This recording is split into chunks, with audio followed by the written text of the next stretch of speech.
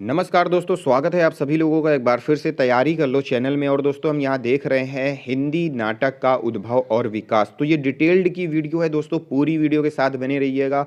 बहुत कुछ हिंदी नाटकों से संबंधित आपको यहाँ पे मिलने वाला है। और दोस्तों इसके अलावा अगर आपने अभी तक चैनल को सब्सक्राइब नहीं किया है तो चैनल को सब्सक्राइब कर लें, साथ ही साथ बेल आइकन प्रेस कर लें। और एक खास चीज़ बताऊंगा दोस्तों कि न्यू बैच जून 2021 के नाम से यहाँ पे प्लेलिस्ट बनी हुई है, जिसमें कंप्लीट सिलेबस कराया गया है। अगर आप हिंदी से संबंधित किसी भी एग्ज़ाम्स की तैयारी कर रहे हैं जो कि शिक्षक पात्रता भर्ती परीक्षाओं से रिलेटेड है, तो दोस्तों ये प्लेलिस्ट आपके लिए इनफ है, महत्वपूर्ण है। और उससे ज़्यादा मुझे नहीं लगता आपको कुछ पढ़ना पड़ेगा। तो एक बार कम से कम वो प्लेलिस्ट में जाएं और देखें, टॉपिक वाइज टॉपिक वहाँ पे कंप्लीट सिलेबस कराया गया है। अगर कोई समस्या हो रही है, कोई प्रॉब्लम हो रही है, तो आप मुझे कमेंट बॉक्स या मेरे व्हाट्सएप नंबर पर मुझे मैसेज भी कर सकते हैं। तो चलिए शुरुआत करते हैं अपने आज के टॉपिक की, हिंदी नाटक उद्भव और विकास। हिंदी भाषा एवं साहित्य के अंतर्गत देखेंगे हिंदी नाटक विधा का आरंभ। नाटक का उद्भव और विकास के अंतर्गत देख रहे हैं तो हिंदी नाट्य साहित्य का आरंभ आधुनिक काल से होता है।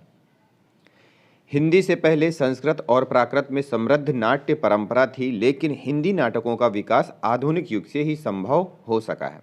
मतलब आधुनिक युग के पहले हिंदी नाटक थे, पर उनमें नाटकों के जो तत्व होते थे वो सम्मिलित नहीं होते थे। मध्यकाल में रासलीला, रामलीला, नौटंकी आदि का उदय होने से जन नाटकों का प्रचलन बढ़ा। यह नाटक मनोरंजन के प्रमुख साधन हो गए थे। 17वीं 18वीं शताब्दी के लगभग कुछ ऐसे नाटक भी लिखे गए जो ब्रज भाषा में थे, जैसे प्राणचंद चौहान का रामायण महानाटक व विश्वनाथ सिंह का आनंद रघुनंदन। इसमें आनंद रघुनंदन को हिंदी साहित्य का प्रथम मौलिक नाटक माना जाता है। कथोपकथन, अंक विभाजन, रंग संगीत आदि के कारण आचार्य रामचंद्र शुक्ल ने इसे हिंदी का प्रथम मौलिक नाटक माना है। किसके? आनंद रघुनंदन को, विश्वनाथ सिंह जी का है। इस दौर के सभी नाटकों पर संस्कृत नाट्य साहित्य की छाप नजर आती है। इसकी विषय वस्तु धार्मिक व पौराणिक है। इसके संवाद पद्यात्मक हैं। श्रृंगार इसकी मूल प्रवृत्ति है। 19वीं सदी के उत्तरार्ध में पारसी थिएटर कंपनियां अस्तित्व में आ चुकी थी। इसका प्रमुख उद्देश्य विभिन्न नाटकों द्वारा जनता का मनोरंजन करना था।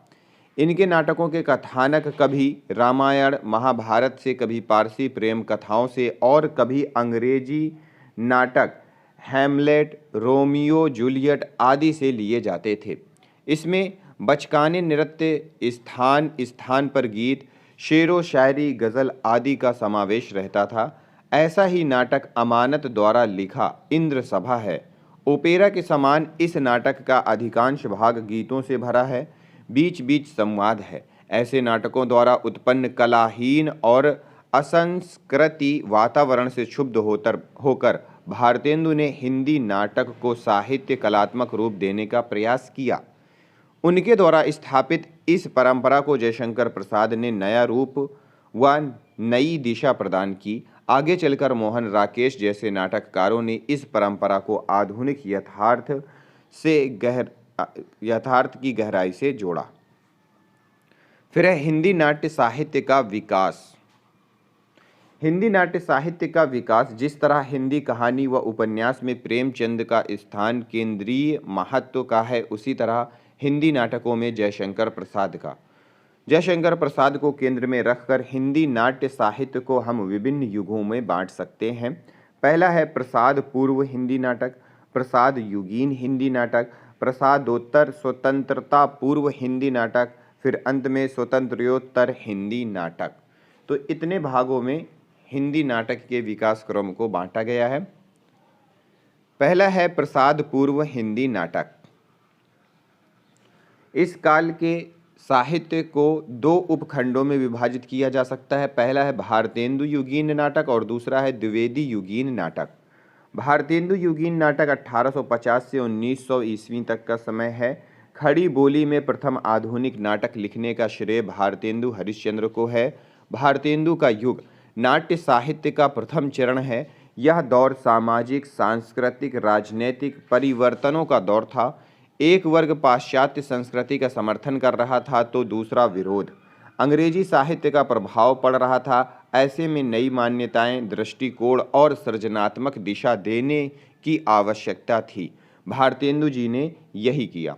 भारतेंदु के नाटकों का मूल उद्देश्य मनोरंजन के साथ साथ जन सामान्य को जागृत करना तथा उसमें आत्मविश्वास जगाना था। प्राचीन संस्कृति के प्रति प्रेम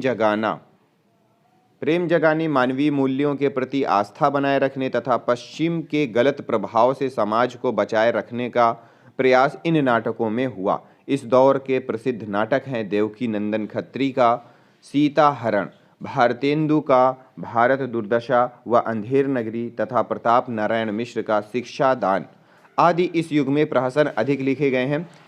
इन प्रहसनों में हास्य व्यंग्य शैलियों में तत्कालीन सामाजिक कुरीतियों, धार्मिक कुरीतियों, कुप्रथाओं एवं अंधविश्वासों का मजाक उड़ाया गया है। भारतेंदु का वैदिकी हिंसा हिंसा न भवति तथा राधाचरण गोस्वामी का बूढ़े मुँह मुहासे इसी शैली के नाटक हैं। भारतेंदु युगीन नाटकों में प्राचीन नवीन शैलियों का सामंजस्य दिखाई देता है। जो नाटक संस्कृत शैली में लिखे गए हैं उनके पात्र आदर्श आधारित हैं, जबकि नवीन शैली में नाटकों के पात्र सच्चे जीवन के प्रतिनिधि नजर आते हैं। शिल्प की दृष्टि से यह नाटक ना तो पूर्णतः प्राचीन नाट्य शास्त्र से जुड़े और ना ही इनमें अंग्रेजी परंपरा की नकल उतारी गई। भारतेंदु ने ही पाश्चात्य ट्रेजेडी पद्धति पर दुखांत नाटक लिखे हैं। उनका नील देवी नाटक दुखांत नाटक के नज़दीक है। इस काल में अनूदित नाटक भी लिखे गए हैं। भवभूति व कालिदास के संस्कृत नाटकों के हिंदी अनुवाद अधिक हुए हैं। राजा लक्ष्मण सिंह ने अभिज्ञान शकुंतला का अनुवाद किया। बंगला से माइकेल मधुसूदन दत्त के नाटकों के अनुवाद हुए। अंग्रेजी के शेक्सपियर के मर्चेंट ऑफ वेनिस, मैकबेथ का अनुवाद हुआ। भारतेंदु युग के सर्वश्रेष्ठ नाटककार भारतेंदु हरिश्चंद्र थे। अन्य नाटककारों में श्रीनिवास दास, बालकृष्ण भट्ट, प्रताप नारायण मिश्र, राधाचरण गोस्वामी व राधाचरण दास, इन सभी ने भारतेंदु युग का ही अनुसरण किया है। फिर दूसरा है द्विवेदी युगीन नाटक। द्विवेदी युगीन नाटक में द्विवेदी युग में भारतेंदु जैसी कोई प्रतिभा नहीं थी। भारतेंदु द्वारा स्थापित रंगमंच आगे न बन सका। परिणाम स्वरूप जनता व्यावसायिक रंगमंचीय नाटकों में अधिक रुचि लेने लगी। द्विवेदी युग में पौराणिक, ऐतिहासिक, सामाजिक एवं रोमांचकारी नाटक लिखे गए। कुछ प्रहसन भी लिखे गए। इन नाटकों में नाट्य कला का विकास नहीं मिलता और अभिनय तत्व भी नहीं के बराबर है। इस युग के नाटक हैं जयशंकर प्रसाद का करुणालय, प्रताप नारायण मिश्र का भारत दुर्दशा। द्विवेदी युग के नाटकों पर पारसी रंगमंच का प्रभाव रहा है। इन नाटकों का महत्व ना तो शिल्प की दृष्टि से ही और ना ही सुरुचि संस्कार की दृष्टि से है। फिर भी कुछ नाटकों में तत्कालीन समाज की विकृतियां उभर कर आई हैं जिसका ऐतिहासिक महत्व है। फिर है प्रसाद युगीन। दूसरा भाग है प्रसाद युगीन नाटक। जयशंकर प्रसाद के आगमन से नाटक के विकास को नई दिशा मिली। इस समय देश में राष्ट्रीय स्वतंत्रता आंदोलन विकसित हो रहा था। व्यापक सांस्कृतिक राष्ट्रीय चेतना की लहर ने इस समय साहित्य को प्रभावित किया। इसलिए भारत के अतीत की खोज एवं वर्तमान समस्याओं व दुर्बलताओं से लड़ने का साहस प्रसाद के नाटकों की प्रेरणा बने। ध्यातव्य है कि इसी काल में पारसी थिएटर अपने चरम विकास पर था तथा अत्यंत लोक प्रचलित भी था। इसलिए इस काल की नाट्य प्रवृत्तियों पर इसका प्रभाव अत्यंत व्यापक रूप में नजर आता है। इस युग के प्रमुख रचनाकार हैं जयशंकर प्रसाद, आगा हश्र कश्मीरी, नारायण प्रसाद बेताब, सुदर्शन और J.P. श्रीवास्तव। इस युग के प्रमुख नाटक हैं जयशंकर प्रसाद के नाटक हैं कल्याणी, करुणालय, राज्यश्री, स्कंदगुप्त, चंद्रगुप्त, अजातशत्रु, ध्रुव स्वामिनी और विशाख। आगा हश्र कश्मीरी के जो नाटक हैं वो हैं सूरदास, श्रवण कुमार, सीता, वनवास। नारायण प्रसाद बेताब के हैं महाभारत, रामायण, कृष्ण सुदामा। सुदर्शन के हैं सिकंदर, धूप छाँव। इस काल के नाटकों में साहित्य में मुख्य 5 प्रकार के नाटक दिखाई पड़ते हैं। पहला है ऐतिहासिक नाटक। यह इस युग की सर्वाधिक महत्वपूर्ण प्रवृत्ति है। प्रसाद ने राज्यश्री, विशाख, अजातशत्रु, स्कंदगुप्त, चंद्रगुप्त आदि इनके ऐतिहासिक नाटक लिखे हैं। बद्रीनाथ भट्ट ने दुर्गावती नाटक लिखा है। इस युग के नाटककारों ने इतिहास संबंधी तथ्यों को कल्पना के मिश्रण से आकर्षित और प्रभावशाली बनाकर नाटकों में प्रस्तुत किया है। इतिहास के बीच ही उन्होंने नाटकों में प्रेम और सौंदर्य के मधुर चित्र खींचे हैं। इस क्षेत्र में उनकी दृष्टि रोमांटिक होते हुए भी संयमित रही। इस तरह नाटकों में स्कंदगुप्त, चंद्रगुप्त, ध्रुवस्वामिनी प्रमुख थे। इनमें राष्ट्रीय चेतना व सांस्कृतिक वातावरण की उपस्थिति सर्वत्र देखी जा सकती है। इनके नाटकों में काव्य तत्व की प्रकृति ज्यादा है। रोमांचकारी नाटक। दूसरा है रोमांचकारी नाटक। रौनक बनारसी का इंसाफ़े महमूद, हुसैन मियाँ ज़रीफ़ का लैला मजनू, अली बाबा आदि के प्रमुख रोमांचकारी नाटक हैं। इनके नाटकों में श्रृंगारपूर्ण वातावरण, उत्तेजक घटना विधान, वेश विन्यास की तड़क भड़क व छिछले किस्म के संवाद से जनता का मनोरंजन करना प्रमुख उद्देश्य था। नाटक कला की दृष्टि से इन्हें साहित्य नाटक नहीं माना जा सकता। फिर है पौराणिक नाटक। पौराणिक नाटक एक और तो नैतिक उपदेशों से भरे होते थे, किंतु दूसरी ओर उनमें रोमांचकारी प्रभाव उत्पन्न करने का भी प्रयास रहता था। पौराणिक नाटकों में कुछ नाटक सुदर्शन आदि ने लिखे हैं। फिर है समसामयिक नाटक। इन नाटकों में समसामयिक समस्याओं को उठाया गया, परंतु उनमें गंभीर विश्लेषण का अभाव है।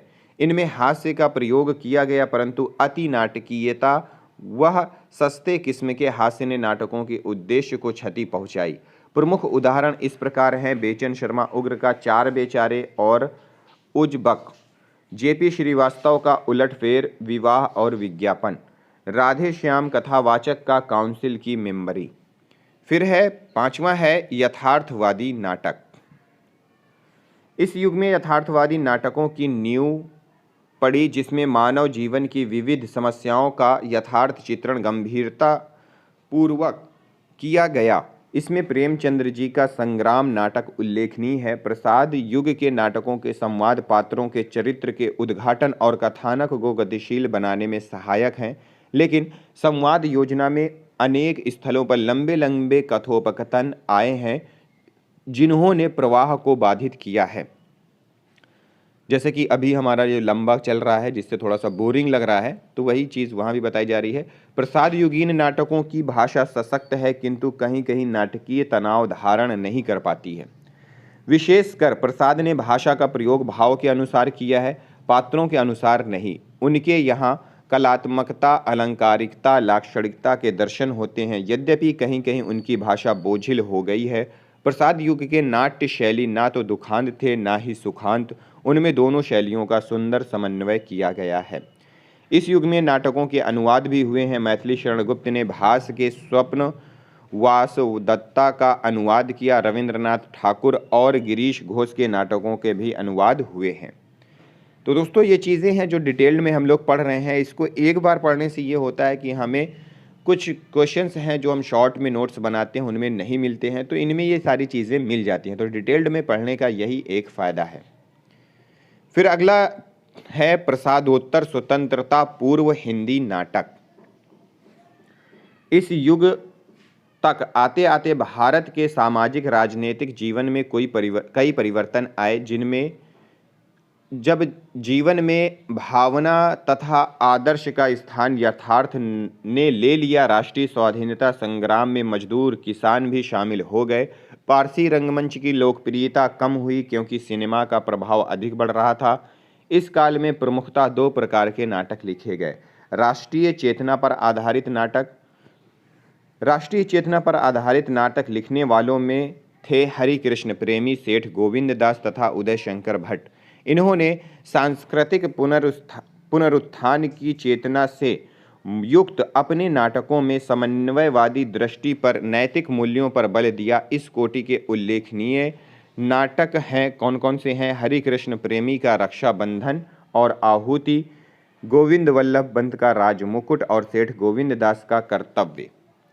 दूसरा है यथार्थ परक समस्या प्रधान नाटक।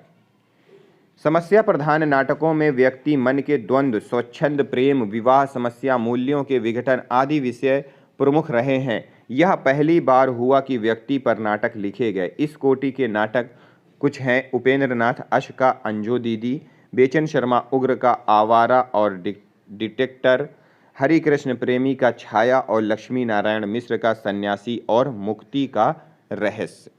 समस्या प्रधान नाटकों में पात्र कम होते हैं एवं उनका कार्य व्यापार सीमित होता है, इसलिए इनमें जीवन के विभिन्न विषयों की प्रस्तुति नहीं हो सकती। लक्ष्मी नारायण मिश्र समस्या नाटकों के प्रतिनिधि नाटककार हैं। लक्ष्मी नारायण मिश्र।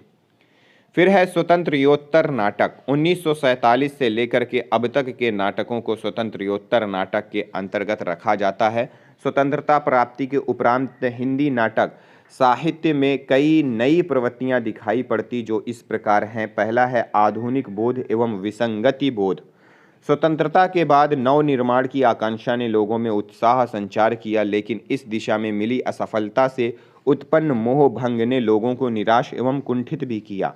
इन परिस्थितियों में मध्यम वर्ग सर्वाधिक प्रभावित हुआ, अतः इस दौर में जो नाटक लिखे गए उनमें मध्यम वर्ग की आशाओं, आकांक्षाओं व विडंबनाओं का चित्रण किया गया है। इन नाटककारों ने आधुनिकता बोध के नाटक लिखे। उन्हें नवलेखन के दौर के नाटक या नया नाटक नाम से भी जाना जाता है। जिस प्रकार की प्रवृत्तियां नई कहानी, नई कविता में मिलती, वैसी ही नए नाटक में भुवनेश्वर प्रसाद के असर नाटक से आधुनिकता बोध का आरंभ हो गया। इन्हीं के दूसरे नाटक तांबे के कीड़े से विसंगति बोध के नाटक की शुरुआत हुई। विसंगति बोध का अर्थ है मानव जीवन की निरुद्देश्य और अर्थहीन होना। कामू सैमुअल बेकेट पाश्चात्य एम्बर्स्ड परंपरा से मिलते जुलते ऐसे नाटक काफी मात्रा में लिखे गए। आधुनिकता बोध को स्थापित करने की दृष्टि से धर्मवीर भारती का अंधा युग एवं मोहन राकेश का आधा अधूरे आषाढ़ का एक दिन व लहरों के राजहंस उल्लेखनीय है। धर्मवीर भारती का अंधा युग में महाभारत युग के उपरांत की जिन परिस्थितियों एवं घटनाओं को प्रस्तुत किया गया है, वह द्वितीय विश्व युद्ध के बाद की घटनाओं का प्रतीकात्मक चित्रण करती है। अपनी प्रतीकात्मकता से यह नाटक सिद्ध करता है कि कोई भी लड़ाई सत्य के लिए नहीं बल्कि सत्य से हटकर होती है। दोनों पक्षों असत्य होते हैं, कोई कम कोई अधिक, मतलब दोनों पक्ष असत्य होते हैं, कोई कम कोई अधिक। फिर इसमें है कि मोहन राकेश मूलतः आधुनिक मानव के द्वंद्व और तनाव को अपने नाटकों का विषय बनाया है। रंगमंच के स्तर पर मोहन राकेश प्रसाद की सीमाओं का अतिक्रमण करते हैं। इनकी भाषा चरम रचनात्मक तथा नाटकीय संभावनाओं से युक्त है। आषाढ़ का एक दिन की कथा कालिदास की प्रणय कथा है। यह नाटक सत्ता और सृजनात्मकता के द्वंद्व एवं जटिल संबंधों को व्यक्त करता है। लहरों का राजहंस गौतम बुद्ध के भ्राता नंद के द्वंद्व को रूपायित करता है। इसमें राग, विराग, मोह, त्याग, सांसारिकता, आध्यात्मिकता के द्वंद्व को सफलतापूर्वक उभारा गया है। आधे अधूरे यथार्थ की सीधी अभिव्यक्ति करने वाला एक आडंबर ही नाटक है, जो आधुनिक मध्यम वर्गीय परिवार के टूटते बिखरने की कथा है। कुछ आलोचकों ने तो यहाँ तक कहा है कि आधे अधूरे आधुनिक भावबोध तथा आधुनिक रंग चेतना का पहला नाटक है। लक्ष्मी नारायण लाल इसी समय के एक अन्य महत्वपूर्ण नाटककार हैं, जिन्होंने मादा कैक्टस नामक नाटक में कला को प्रणय की अंतर्विरोध को प्रस्तुत किया है। यह नाटक एक दूसरे स्तर पर पीढ़ियों के मूल्यों के संघर्षों को रूपायित करता है। लक्ष्मी नारायण लाल लघु नाटकों के लिए प्रसिद्ध हैं, जो भले ही पाश्चात्य रंग शिल्प और आधुनिकता के प्रयोग हों पर यथार्थवादी हैं। वहीं मोहन राकेश की परंपरा में ही एक अन्य नाम है सुरेंद्र वर्मा। इन्होंने खास तौर पर आधुनिक जीवन के तनाव को, तलखी को व्यक्त करने की कोशिश की है। द्रौपदी, सूर्य की अंतिम किरण से सूर्य की पहली किरण तक, 8वां सर्ग इनके प्रमुख नाटक हैं।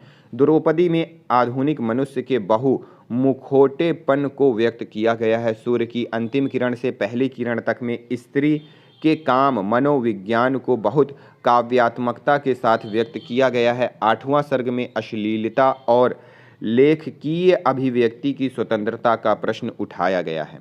इस काल में भ्रष्टाचार, पीढ़ियों के संघर्ष, संबंधों के अर्थहीनता, समसामयिक व्यंग्य, राजनीतिक संदर्भ आदि विषयों पर नाटक लिखे गए हैं। पाश्चात्य शिल्प, दूसरा है पाश्चात्य शिल्प। इस समय पाश्चात्य रंगशिल्प पर आधारित कई नाटक आए, जिसमें सूत्रधार, कथा विहीनता, नायकहीनता का प्रचलन बढ़ा। हिंदी नाटक को नवीनता की ओर उन्मुख करने में रमेश बख्शी का योगदान महत्वपूर्ण रहा है। उन्होंने नाटक में भाषा परिवेश का संदर्भ में बोल्डनेस का मुहावरा चलाया है। 70 के दशक तक हिंदी नाटक की रंगमंचीयता काफ़ी खुली और कथा के स्तर पर उसमें विस्तार एवं सूक्ष्मता आ गई। 70 के बाद की नाट्य रचनाएं अपने समय के जटिल यथार्थ से टकराती हैं एवं रंग चेतना की भी पूरी रक्षा करती हैं। इन नाटकों की अंतर वस्तु काफ़ी व्यापक है। प्रमुख नाटककार हैं सर्वेश्वर दयाल सक्सेना बकरी, ज्ञानदेव अग्निहोत्री शुतुरमुर्ग, भीष्म साहनी कबीरा खड़ा बाजार में, मुआवजे, ब्रजमोहन शाह त्रिशंकु। इनमें ज्ञानदेव अग्निहोत्री तथा ब्रजमोहन शाह नाटक से रंगमंच की ओर नहीं बल्कि रंगमंच की सक्रियता से लेकर नाटक रचना की ओर अग्रसर हुए। ज्ञानदेव के शुतुरमुर्ग में प्रतीक और फैंटेसी का प्रयोग विशेष है और ब्रजमोहन शाह के त्रिशंकु की रंगमंचीयता, गतिशीलता महत्वपूर्ण है। इनके साथ ही कई महत्वपूर्ण निर्देशकों ने भी अपनी कल्पना से नाटकों को समृद्ध किया। इनमें प्रमुख है इब्राहिम अलकाजी, श्यामानंद जालान, बकवा कारंत, सत्यदेव दुबे, हबीब तनवीर, सत्यव्रत सिन्हा आदि। नुक्कड़ नाटक बहुत ही फेमस है, अभी भी चलता है। हिंदी नाट्य परंपरा के विकास में एक धारा नुक्कड़ नाटकों की भी है। नुक्कड़ नाटकों ने जीवन की समस्याओं को रंगमंचीय तामझाम के बिना ही सामने रखने की कोशिश की है। यह कुल मिलाकर जनता एवं रंगकर्मी के बीच संवाद है और यह आश्वासन देता है कि रंगमंच को शास्त्रीय अड़चनों के बिना भी सामने रखा जा सकता है। हबीब तनवीर नुक्कड़ नाटकों के प्रतिनिधि हैं। ये प्रश्न पूछा गया है कि नुक्कड़ नाटकों के प्रतिनिधि कवि निम्नलिखित में से कौन है।